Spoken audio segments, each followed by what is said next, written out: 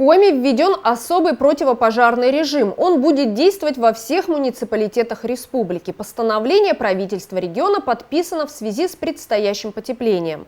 С 27 мая он начал действовать в Сыктывкаре, Ухте, Вуктыле, Печоре, Ижемском, Кнешпогосском, Кайгородском, Каркеросском, Прилузском, Сосногорском, Сыктывдинском, Сысольском, Троицко-Печорском, Ударском, Усть-Вымском, Усть-Куломском и Усть-Цилимском районах. С 7 июня в Усинске, Инте и Воркуте.